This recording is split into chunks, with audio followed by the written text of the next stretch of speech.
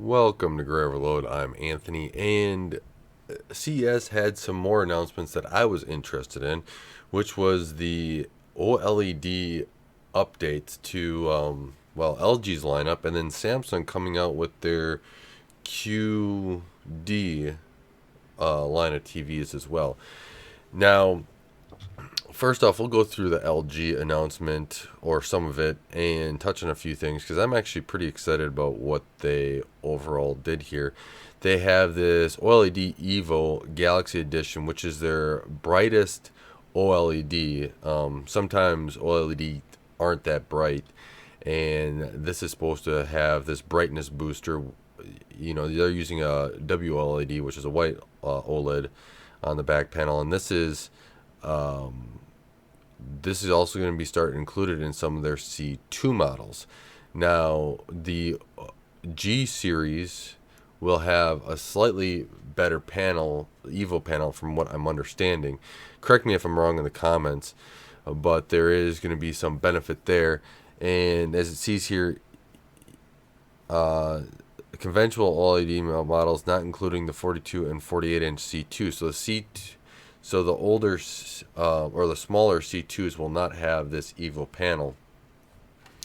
But I want to make that comment as well while I'm going through this. There is now going to be a 42 inch panel. Now, some people were starting to use the 48 inch panel as a monitor. That just doesn't fit on my desk. However, this 42 inch panel, if the price is right, is going to be something I'm quite interested in here. And you know, there's supposed to be better colors in it, right? All OLEDs are have that anyways, but now with this Galaxy Edition, and the G series is more expensive.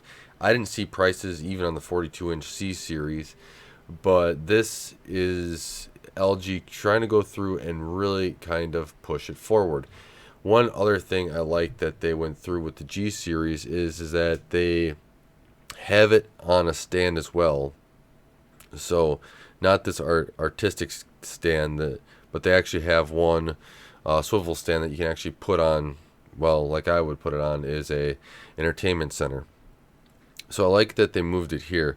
But putting this Evo panel into the C series lineup, I really like. I think that this is a way to kind of push technology that they have in their, I would almost call it like flagship OLED line, which is the Galaxy line, into the C series, really starting to bring those features down to everybody else, because I think they're going to need it if they're going to want to compete with other people coming to market.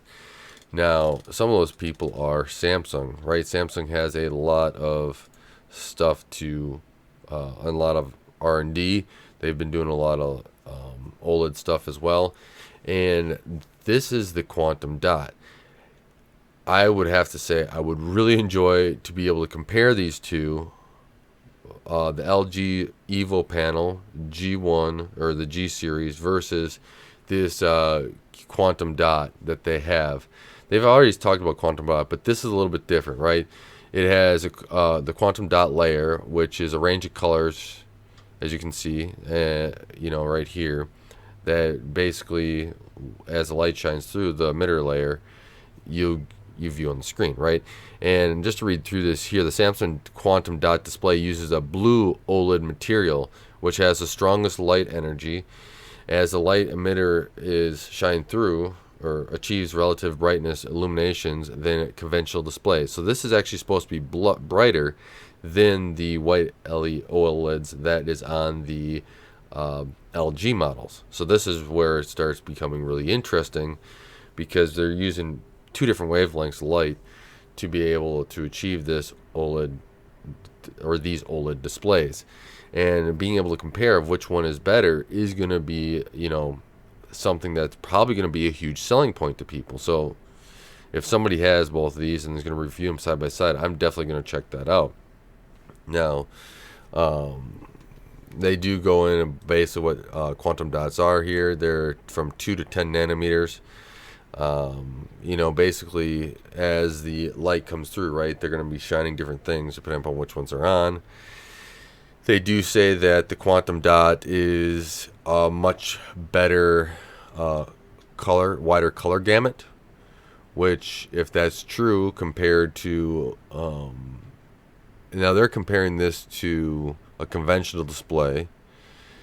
So if this is true, I want to see what it looks like compared to another OLED one. If it is better, this is going to be better just viewing experiences to have more truer and more rich colors on a whole. One thing I could get very excited about, especially if I'm going to have something in my movie watching area where here in the basement where it is mostly dark most of the time, but to have that more rich experience, I want good colors. Now if they could get it down into like a monitor range, even a 42 inch, I'd use that as a computer monitor as well. So they have lumency from all angles, right? They're kind of making this look as best as they can, which makes sense, right? They're trying to be able to do that. Now, what do they have here? Low refraction displays, right? Yeah, I mean, some of this is just how this display itself, how that's matte or glossy, etc. Now they are pushing HDR. One area where OLEDs do kind of fall a little bit behind is that HDR of pushing those nits through, where that LG's Evo panel is supposed to kind of make up for some of that. However, if this does an even better job, right, that's going to be something that LG is going to have to push forward with. I bet you, if just going off that, if there's any areas that LG kind of loses on this year compared to this QD panel, LG will be there's enough competition there now that LG will be making those adjustments, because I don't think that they want to lose out on their name brand of being just an amazing monitor and being just one that everyone's been gravitating to over the last couple of years, to Samsung here. So they talk about the less blue light emissions between the conventional display and this display, right? They're basically talking up the display now. Behind the scenes, like technically, right, this is true, right, and they're having the lowest levels of harmful blue light among current displays, which, by the way, somebody else could come along and make it even less. So black uniformity, right, they're kind of showing off, hey, this is a little bit better here. Now I'm guessing the conventional display is not LG's OLED, because they're, I expect them to be much closer on a grayscale at least. Maybe I'm wrong, but I won't know that until somebody gets this and tests them, or I have them both in hand. But since I'm not made of money, that's probably not going to be the case, that I have both of them in the same room. They have perspective, they talk about this as well. But these are the two big displays, technology-wise, that I'm really interested in, right? This blue OLED material that they're emitting out on Samsung versus the LG OLED displays that have been out for many years that people like. Now, I do have my concerns, like what is the burn-in? A lot of that has been kind of fixed over the years, and I don't do too much static stuff on my TVs, but if I was going to use this as a monitor, I'd like to know those differences. Maybe one's better than the other one. That would steer me to it. If they have like a 42 inch, a 42 inch I could get by with, I think, on my desk. I could make it work, let's put it that way. A 48 inch would be really hard. I mean, in reality, I should just get a bigger desk. That'd be more helpful. But I'm really interested in both these. I like the, what they kind of did with the Evo panel. I want to see those evolutions of the Evo panel here in the new G series coming up. I want to see what the prices of the 42 inch OLED from LG in their C lineup as well. I think that would be something I would get on board with, and something I would be serious about actually purchasing for a monitor on a daily basis.